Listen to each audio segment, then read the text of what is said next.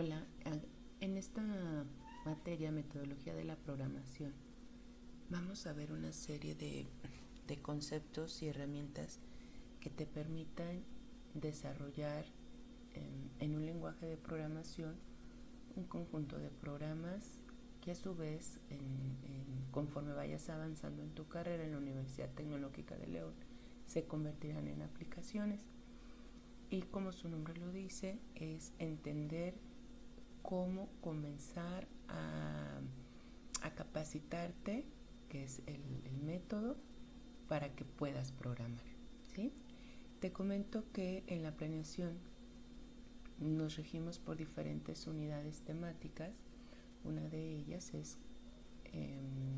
conceptos básicos, y cada unidad temática tiene subtemas o temas más pequeños. En este momento estaremos trabajando con el tema de adquisición, procesamiento y almacenamiento de datos. Comenzaremos por definir qué es una aplicación de software. Estamos ya acostumbrados a utilizar diferentes programas que nos resuelven situaciones o problemas de la vida cotidiana. O sea, en el celular podemos descargar una aplicación que te permita saber si hay metales o no en una pared, por ejemplo. O hay aplicaciones que nos permite, por ejemplo, ahorita interpretar o ver este video. Aplicaciones que nos permiten editar texto. Pero ¿qué es una aplicación? Aquí en Wikipedia definen una aplicación o una app en corto o abreviado. Es un programa o un grupo de programas diseñado para los usuarios finales. Es decir, quien vaya a utilizar la aplicación ya es un usuario final, pero tú vas a ser un desarrollador de aplicaciones. Entonces tú tienes que pensar en el desarrollo de la aplicación, que quién la va a utilizar, cómo la va a utilizar, y a partir del uso que le dé, con qué información cuentas de parte del usuario para que funcione. Y bueno, te hablaba hace rato de distintos ejemplos de aplicaciones. Creo que conoces varios de ellos: un editor de texto o de palabras, una hoja de cálculo, un navegador, el servicio de correo electrónico que te da algún proveedor, por ejemplo, el reproductor de video, inclusive el visualizador de archivos. El explorador de Windows, por ejemplo, también es una aplicación, ¿sí? De forma general le llamamos aplicaciones de software. Es muy importante que entiendas que las aplicaciones al menos están generadas por 3 capas. Puede haber muchas más capas, pero sí es muy importante que tú entiendas que existen al menos 3, o hay 3 elementos o pilares importantes. Uno es que la aplicación tendrá que ser interpretada en una computadora o instalada, interpretado e instalada en una computadora. A esa computadora le llamamos cliente, ¿sí? Entonces hay lenguajes de programación que se enfocan en el lado del cliente. A este lugar, a donde vamos a interpretar o instalar la aplicación, le llamamos, en cuestión del desarrollo de software, la capa de presentación. Cuando tú hagas una aplicación, tienes que pensar cómo vas a hacer las interfaces con las que el usuario va a intervenir a participar en la aplicación. ¿Cómo les vamos a presentar los datos? ¿Sí? Otro elemento que debes de considerar en una aplicación es que existe algo que se llama lógica de negocios. Las componentes de la lógica de negocio pueden estar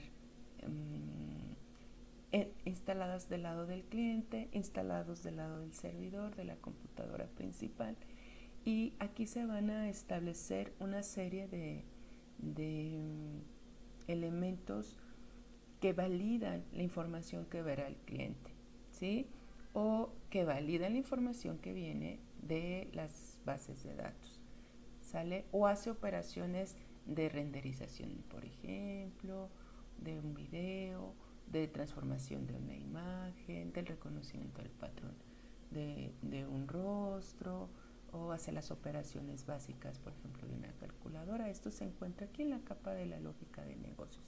Y por último, una aplicación va a tener un servidor en donde la mayor parte del proceso de las aplicaciones se encuentran aquí, y sobre todo uno de los usos principales del servidor es que ahí se aloje la base de datos. Habrá aplicaciones que no ocupen almacenamiento de datos en un servidor, por ejemplo, acceder a Facebook, acceder a WhatsApp y poder ver tus mensajes. Una parte se queda en el lado del cliente, pero otra gran cantidad de datos, pues si tú quieres acceder a tus mensajes de WhatsApp muy antiguos, pues debiste haber aceptado que se almacenen en el servidor, ¿sí? Que se guarden. Hoy en día le llamamos nube al lugar, a los servidores en internet que alojan la información. Entonces, para que entendamos un poquito, por ejemplo, una aplicación de web se ocupa en la capa del lado del cliente un navegador que tendría la capa de presentación, que sería la interfaz gráfica, y se ocupa un servidor web que tendría la lógica de negocio, y por último un lugar donde se guarden los volúmenes de datos que se vayan a ir generando en la aplicación. Pero tú vas a trabajar en este cuatrimestre y en el segundo cuatrimestre mucho en este lugar, en la capa de la lógica de negocios, ¿sí? Vamos a estar trabajando en lenguajes de programación que permitan desarrollar tu habilidad y programar la lógica de programación. Cuando tú pases a tercero, vas a trabajar con la capa de presentación. Se te van a enseñar otros lenguajes de programación que permitan desarrollar la capa de presentación. Es importante que entiendas que las aplicaciones en la parte de la lógica de negocios está dividida en bloques. Estos bloques les llamamos clases. Una clase a su vez está dividida en métodos. Nosotros en este curso aprenderemos a programar en un método llamado método main, en el que vamos a especificar allí nuestros programas, porque van a ser muy cortos, son de entrenamiento. Entonces, los módulos que compongan la lógica de negocios en lenguajes de programación para esta capa ocupa de construir clases, y dentro de cada clase pequeñas particiones de código llamados métodos. Sin embargo, ¿cómo vas a poder hacer esos bloques, esas clases? ¿O cómo vas a poder hacer esos métodos? ¿Sí? Pues tenemos que empezar a usar una metodología. No podemos programar todavía. Tenemos que empezar por identificar algo muy simple, que es qué datos serán necesarios que el usuario capture. Acuérdate que es del lado del cliente, desde la computadora del usuario. ¿Qué datos será necesario que capture o qué tendrá que ejecutar? O sea, qué botones tendrá que presionar, qué información tendrá que teclear o tendrá que decir por micrófono. De cualquier dispositivo de entrada, ¿qué datos van a ser? Luego, con esos datos, será necesario hacer operaciones. ¿Qué operaciones o procesos podrás hacer tú como desarrollador para darle solución al problema o la funcionalidad del programa que se quiere hacer? ¿Sí? Entonces hay que identificar qué procesos u operaciones se van a realizar. Y por último, ¿cómo le vas a manifestar la información al usuario? ¿Sí? ¿Cómo va a ser? ¿Qué necesita él ver? ¿Qué datos de salida le vas a dar? Igual en la interfaz de gráfica del usuario, ¿sí?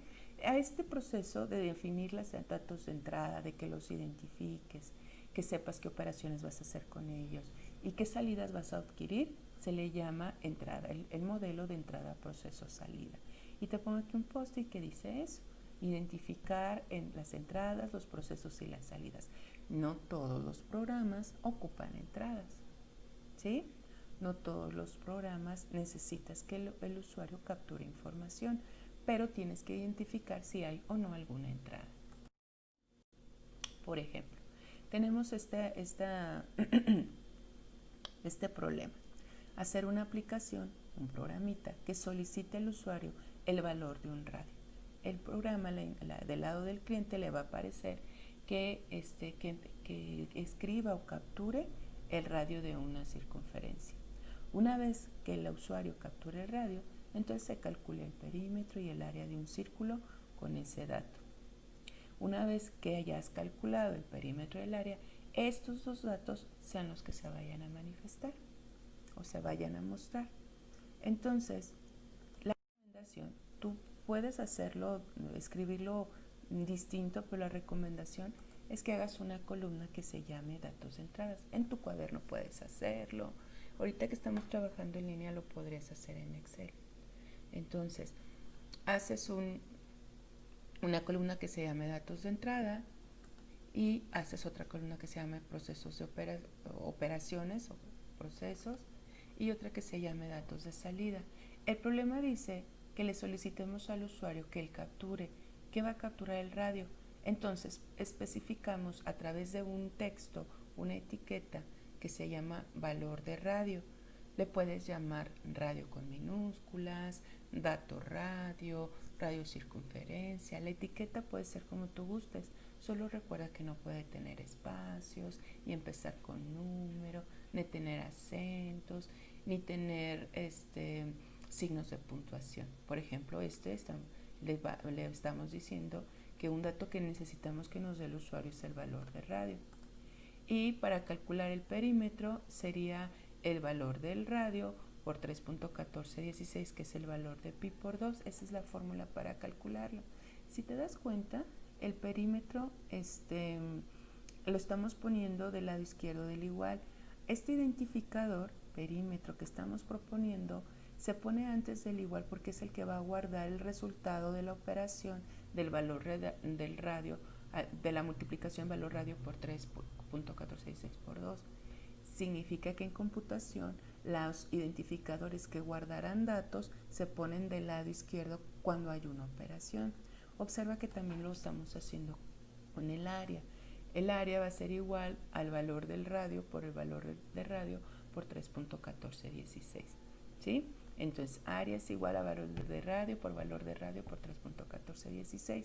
Igual, el área se pone del lado igual porque resulta que la unidad aritmético-lógica del procesador, de la computadora, resuelve primero lo del lado derecho del igual y cuando ya tiene el resultado del cálculo, lo asigna. El signo igual significa asigna el resultado a la identificador de área.